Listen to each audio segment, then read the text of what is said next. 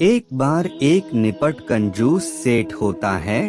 वह एक दमड़ी भी किसी को देने को तैयार नहीं होता। यहाँ तक कि वह अपनी सांसें भी सोच समझ कर लेता है। उसका अपनी सांसों को नियंत्रण करने का बड़ा अनुभव होता है। कंजूस करोड़ीमल सेठ श्री कृष्ण का भक्त होता है।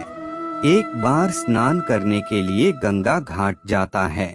वहाँ पर श्री कृष्ण उसकी परीक्षा लेने के लिए प्रकट हो जाते हैं।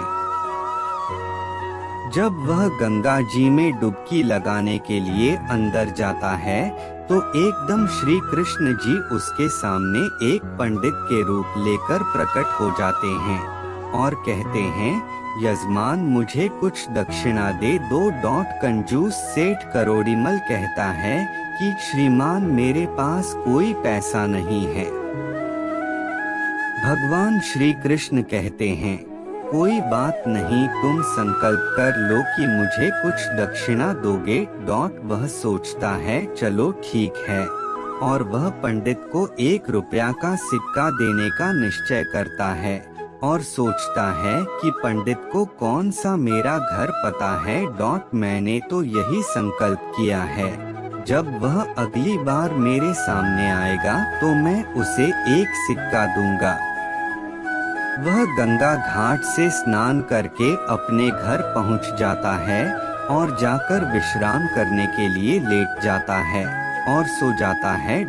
इतनी देर में दरवाजे पर कोई आहट होती है। उसकी पत्नी बाहर जाकर देखती हैं तो भगवान श्री कृष्ण पंडित का रूप लेकर उसके घर के दरवाजे के बाहर पहुंच जाते हैं। पंडित उसकी पत्नी से कहता है कि यजमान जी ने मुझे 1 रुपया का सिक्का देने का संकल्प किया था। उन्हें बोलो मैं आ गया हूँ, वह सिक्का मुझे दे दो। जब कंजूस सेठ करोड़ीमल की पत्नी जाकर उसे कहती है, आपने क्या किसी से कोई संकल्प किया था? सेठ ने कहा, सुबह एक पंडित को बोला था तुम्हें 1-1 रुपया सिक्का दूंगा।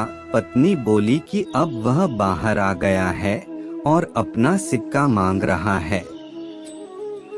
सेठ बोलता है जाकर कह दो कि मैं बीमार हूँ, फिर कभी आना। सेठ की पत्नी जाकर बोल देती है, श्रीमान मेरे पति बीमार हैं, आप बाद में आ जाना। श्री कृष्ण कहते हैं, कोई बात नहीं, मैं भी इंतजार कर लेता हूँ, आप तब तक मुझे जलपान करवा दीजिए। पत्नी जाकर पति को बताती है कि वह पंडित ऐसे बोल रहा है। सेठ कहता है कि 1 सिक्के के साथ साथ अब जलपान का भी खर्चा करवाएगा। सेठ अपनी पत्नी से कहता है कि तुम जाकर बोल दो कि सेठ जी मर गए। उसकी पत्नी कहती है कि आप क्या बोल रहे हो? वह कहता है ऐसा करना ही पड़ेगा, नहीं तो यह पंडित नहीं जाएगा।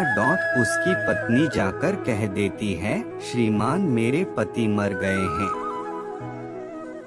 भगवान कहते हैं, कोई बात नहीं, मैं जाकर पूरे गांव में खबर कर आता हूँ। सेठ जी नहीं रहे, आप अकेली कहाँ सारे गांव भर में घूमती रहेगी। थोड़ी देर में सारा गांव इकट्ठा हो जाता है और सेठ की पत्नी बार बार यही कहती है कि मेरे पति जिंदा है। वह नहीं मरे तो सभी कहते हैं कि यह तुम्हारी मोह माया है, इसलिए तुम्हें लग रहा है कि वह जिंदा है। क्योंकि सेठ जी का अपनी सांसों पर पूरा नियंत्रण था, इसलिए उसने पूरा समय अपनी सांसें रोक कर रखी। बात सेठ की शवशैया तक पहुंच जाती है। इतनी कंजूसी की 1 सिक्का देने को तैयार नहीं, मरने को तैयार है। भगवान सोचते हैं अब मैं इसका क्या करूं। जब गांव के लोग उसे अंतिम यात्रा के लिए ले जाने लगते हैं तो वह पंडित लोगों से कहता है कि मुझे सेठ के कान में कुछ कहना है। लोग कहते हैं कह लो, वो वैसे भी वह मर गया है।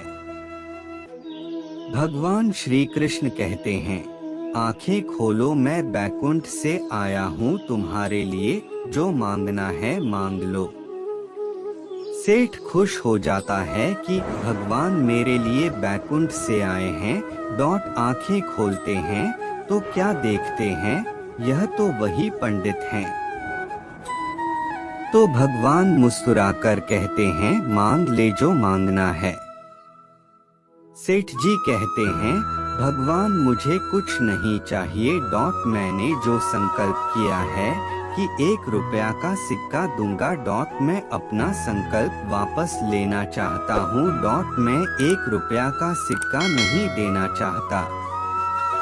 भगवान बोलते हैं, तथास्तु।